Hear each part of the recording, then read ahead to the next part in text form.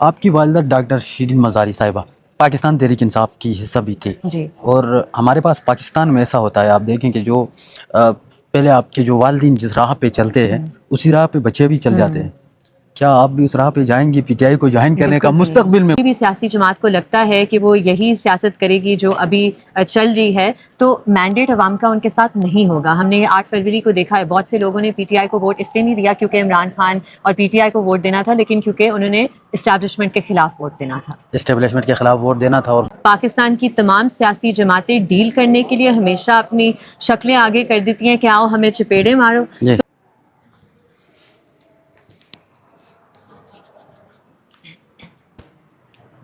السلام علیکم ناظرین، عطاء الرحمان اسلام آباد ہائی کورٹ سے آپ کی خدمت میں حاضر ہوں. میرے ساتھ موجود ہیں ایمان زینب مزاری، وکیل ہے، اور زیادہ تر اسلام آباد ہائی کورٹ میں کیسز غریبوں کے لیے یہ آتی ہیں یہاں پر، اور جتنے بھی غریب لوگ ہیں ان کا مفت کیسز یہاں پہ لڑتے ہیں. تھینک یو ویری مچ ایمان مزاری صاحب. ابھی یہ آئینی بینچ کے حوالے سے بات کرتے ہیں، سپر کورٹ بھی آپ کہہ سکتے ہیں اس کے، کہ نہیں کہہ سکتے؟ دیکھیں مجھے لگتا ہے کہ آئینی جو بینچ کی ساری یہ فارمیولیشن ہے، سارا کانسیپٹ ہے، یہ ایک فراڈ ہے.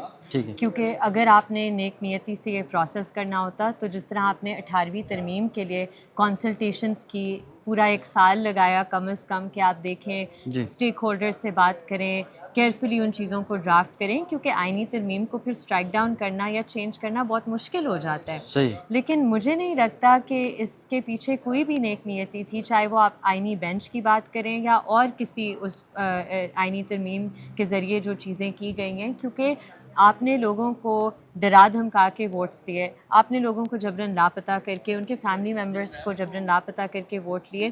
تو اگر آپ کا مقصد اتنا پیور اور نیک نیتی پر مبنی تھا تو پھر اس سب کی کیا ضرورت تھی؟ ٹھیک ہے. اور کیوں آپ نے سنڈے کو بھی بلا لیا سب کو؟ اب دیکھیں پارلیمنٹ کا جو پورا اوور آل کانڈکٹ ہے اسے ہمیں دیکھنے کی ضرورت ہے، اور وہ اسی چیز کی انڈیکیشن دیتی ہے کہ یہ پارلیمنٹ ایک الیجیٹمیٹ پارلیمنٹ ہے. جو پارلیمنٹیرینز ادھر بیٹھے ہوئے ہیں وہ فارم 47 کے پارلیمنٹیرینز ہیں، انہیں کسی نے ووٹ نہیں دیا، اور اس لیے انہوں نے اپنی ساری پولیٹیکل سروائیول کو ٹائی کر دیا اسٹیبلشمنٹ کی پولیٹیکل سروائیول اور انٹرفیئرنس کے ساتھ. تو اب ان کی تو کوئی سیاست بچی نہیں ہے اور عوام نے انہیں ریجیکٹ کر دیا ہے.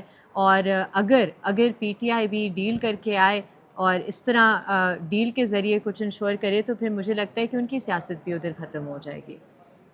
آپ پی ٹی آئی کی طرف بات ہی کی، چونکہ آپ کا جو موقف ہے ہم نے دیکھا کہ زیادہ تر مائنڈ نہ کریے گا سوال، پی ٹی آئی کا جو موقف ہوتا ہے اسی طرح کا. بالکل نہیں. اب یہ جو باتیں آپ نے کی، بالکل بھی نہیں. ٹھیک ہے، خاص کر یہ آئینی بینچ کے حوالے سے، آئینی ترامیم کے حوالے سے، سیم پی ٹی لیکن آئی یہ کا بھی ہے. باتیں تو میں اس وقت ناٹ آئینی بینچ اور آئینی ترمیم، کیونکہ اس وقت یہ پروپوزلز نہیں تھے، لیکن پی ٹی آئی کی گورنمنٹ کی میں بہت اسٹرانگ کرٹک رہی تھی. ایون دو میری والدہ اس حکومت میں وزیر تھی، میں ہر روز انہی عدالتوں میں تھی اور انہی سڑکوں پر تھی، احتجاج کرتے ہوئے، ادھر ریٹ پٹیشن فائل کرتے ہوئے، ادھر احتجاج کرتے ہوئے.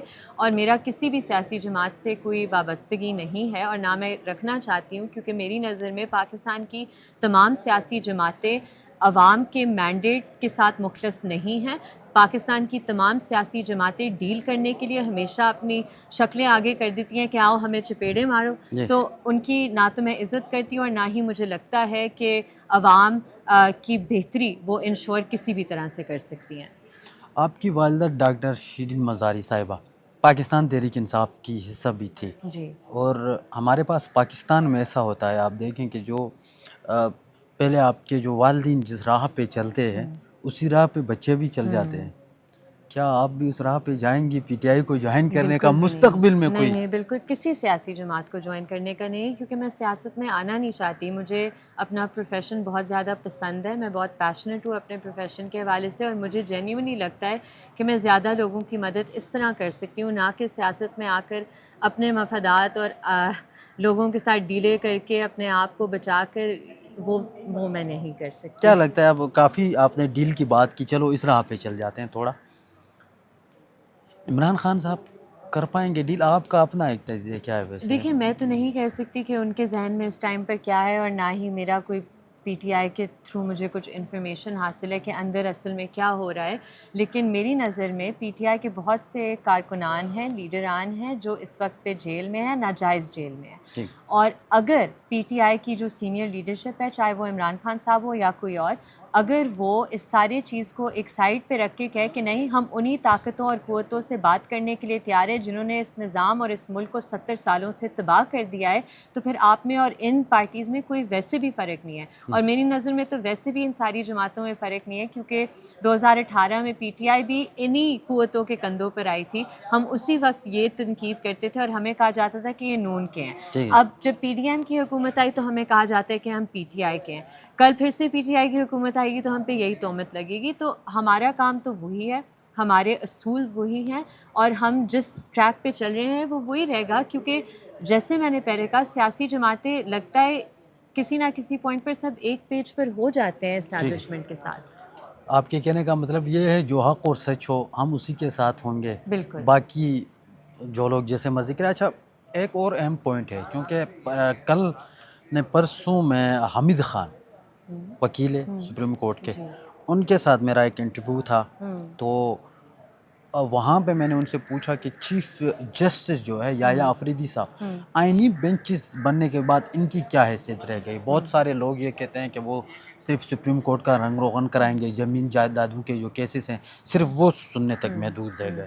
تو وہ یہ کہہ رہے تھے کہ نہیں، وہ کردار ادا کر سکتے ہیں، آئینی ترامیم کے خلاف وہ فل کورٹ اب بلا سکتے ہیں. بالکل. آپ کیا کہتی ہیں سوال ہم سے؟ نے بھی جو ابھی پٹیشن دائر کی ہے سپریم کورٹ میں خاتون وکلا Pakistan all throughout Pakistan, اس میں بھی ہم نے یہی ریکویسٹ کی ہے کہ ایک فل کورٹ بنایا جائے اور وہ فل کورٹ اس معاملے کو دیکھے اور سنے. اس کی لیجیٹمیسی بھی زیادہ ہوگی اور نیچرلی اتنے امپورٹنٹ آئینی ایشو پر تمام ججز کو یہ جو کیس ہے سننا چاہیے. اب آئینی بینچ الگ ہو گیا ہے جی. مثال کے طور پہ، اور آئینی بینچ میں آپ دیکھیں تو بہت سارے نے ایون کہ چیف جسٹس یحییٰ آفریدی کو بھی اس قابل نہیں سمجھا گیا کہ اس کو بھی آئینی بینچ میں شامل کیا جا سکے. اور حالانکہ جسٹس امین الدین خان ہیں، ان کو آئینی بینچ میں بھی ہے، وہ دوسرے جتنی بھی کمیٹیاں ہیں سپریم کورٹ کی اس میں شامل ہے، لیکن چیف جسٹس یحییٰ آفریدی صاحب شامل نہیں ہے. اگر فل کورٹ بلایا بھی جاتا ہے اس میں آئینی بینچز کے جتنے بھی ججز ہیں مثال کے طور پہ وہ فل کورٹ میں بیٹھنے سے انکار کرتے ہیں، تو اس صورتحال میں پھر کیا ہوگا؟ دیکھیے وہ تو دیکھیں گے جب اس طرح کی سچویشن ارائز کرتی ہے، بٹ اگر فل کورٹ بیٹھے گا تو سارے جج بیٹھیں گے. سارے جج. لاسٹ سوال لیجیے گا، جو 24 تاریخ کو فائنل کال دے دی گئی ہے پی ٹی آئی کی طرف سے، آپ کیا سمجھتے ہیں کہ ابھی بھی ایک مذاکراتی کمیٹی بھی ان کی جانب سے تشکیل دی گئی ہے، اور ڈیل کے ذریعے چھوڑیں گے یا پھر؟ دیکھیں وہ تو وہ بہتر بتا سکیں گے پی ٹی آئی کے جو اپنے آپ لوگ کا ہیں اپنا اور ایک جو تجزیہ؟ حکومت کے. میری رائے اس پہ یہ ہے کہ سیاسی جماعتوں کو ایک دوسرے سے بات کرنی چاہیے، ایک کامن منیمم ایجنڈا پر اگری کرنا چاہیے اور ایک نیا مساق جمہوریت فریم کر کے اس کے تحت اپنی سیاست چلانی چاہیے. کیونکہ اس ملک کو اگر اس کرائسس سے، اس بحران سے نکالنا ہے تو پھر تمام سیاسی جماعتوں کو کچھ main points of agreement reach کرنے ہوں گے. اور بہت افسوس کی بات ہے اگر سیاسی جماعتیں، اور ہم نے یہ دیکھا ہے 2018 میں پی ٹی آئی نے کیا تھا اور اس وقت اپریشن ہو رہی تھی پی ایم ایل این کی، پی پی پی کی، اور پھر انہوں نے آ کے وہی چیز کی. تو مجھے تو لگتا ہے کہ بہت افسوس کی بات ہوگی کہ اگر انہوں نے کچھ سیکھا نہیں ہے. اب ان کا تو ہم نے دیکھ لیا ہے پی پی پی، پی ایم ایل این کا، کہ انہوں نے تو لٹرلی 70 سالوں میں کچھ نہیں سیکھا. پی ٹی آئی کا مجھے ابھی اگر یہ ڈیل کر کے آتے ہیں اور یہ انہی قوتوں کے ساتھ بیٹھتے ہیں تو پھر وہ بھی پھر سے وہی مسٹیکس دہرا رہے ہیں جو 2018 میں کی تھی. تو کیا لگتا ہے آپ کو وہی غلطیاں دہرائیں گے؟ دیکھیں کیونکہ ہم عوام بہت ساری جو ہے جی آپ دیکھیں تو اس وقت پی ٹی آئی کے ساتھ کھڑی جی ہے. بالکل. ٹھیک ہے. تو اس صورت میں عمران خان صاحب تقریباً کافی ٹائم ہو گئے، 15-16 مہینے ہو گئے جیل میں ہیں، نکل بھی نہیں رہے ہیں. اگر وہ آنا چاہیں تو جتنے بھی جرنلسٹ ہیں، آپ کا بھی یہ تجزیہ ہوگا، وہ نکل سکتے ہیں باہر ڈیل کے ذریعے. ابھی تک نہیں آئے ہیں، تو ہم کہہ سکتے ہیں کہ وہ ڈیل نہیں کریں گے. دیکھیں وہ تو وہی کہہ سکیں گے. میں نے تو ایک فیصلہ کیا اپنی زندگی میں جب یہ ووٹ کو عزت دو کا بیانیہ بنایا گیا تھا جی. اور ہم سب نے، میں نے ہم سب نے نہیں، میں نے اس پہ یقین کیا تھا. اس کے بعد میں نے اپنے آپ سے وعدہ کیا کہ کسی سیاستدان کی کسی بھی بات پر یقین نہیں کرنا. جب وہ کام کریں گے وہ ہمارے سامنے ہوگا، اس پر ہم انہیں جج کریں گے. اور میں یہ جینیون یہ بات سمجھتی ہوں کہ پنجاب نے پہلی دفعہ وہ چیزیں دیکھی ہیں یا ان چیزوں کا ایک فریکشن دیکھا ہے جو کے پی سندھ اور بلوچستان میں اور اے جے کے میں بھی پاکستان ایڈمنسٹریٹ کشمیر میں بہت دیر سے ہو رہی ہیں. تو مجھے لگتا ہے کہ پنجاب میں جو ایک اینٹی اسٹیبلشمنٹ ویو آیا ہے، اگر کوئی بھی سیاسی جماعت کو لگتا ہے کہ وہ یہی سیاست کرے گی جو ابھی چل رہی ہے، تو مینڈیٹ عوام کا ان کے ساتھ نہیں ہوگا. ہم نے یہ 8 فروری کو دیکھا ہے، بہت سے لوگوں نے پی ٹی آئی کو ووٹ اس لیے نہیں دیا کیونکہ عمران خان اور پی ٹی آئی کو ووٹ دینا تھا، لیکن کیونکہ انہوں نے اسٹیبلشمنٹ کے خلاف ووٹ دینا تھا. اسٹیبلشمنٹ کے خلاف ووٹ دینا تھا، اور بہت سارے لوگوں نے دیا بھی. Thank you very much. Thank you. آپ نے اپنا قیمتی وقت دیا نہیں، اسپیشلی، تھینک یو. تو اس لیے آپ کا شکریہ ادا کرتے بہت ہیں. شکریہ. Thank you very much. Thank you. ناظرین، ایمان مزاری صاحبہ ہمارے ساتھ موجود تھی، اور اسلام آباد ہائی کورٹ میں آج بڑا اہم کیس تھا. اس حوالے سے انہوں نے جو ہے وہ آپ کو آگاہ کیا، اور اس کے ساتھ ساتھ ہمارا سوال آئینی بینچز کے حوالے سے تھا. اور اس کے ساتھ ساتھ جو خاص کر بات کی جائے تو کہ سیاست میں آنے کا ان کا کوئی ارادہ نہیں ہے، ان کا کہنا تھا. اور خاص کر پاکستان تحریک انصاف کا جب میں نے یہ سوال کیا کہ آپ کا اور ان کا موقف ایک ہی ہوتا ہے تو پھر آپ جوائن کیوں نہیں کرتے، انہوں نے کہا جی نہیں، ووٹ کو عزت دو کا میں نے سپورٹ کیا تھا، اور ابھی بھی میں اس کو اپنی غلطی مان رہی ہوں. تو اب میں نے کسی سیاستدان پہ کوئی یقین نہیں کرنا تھا. فی الحال کے لیے مجھے اجازت دیجیے. اللہ حافظ.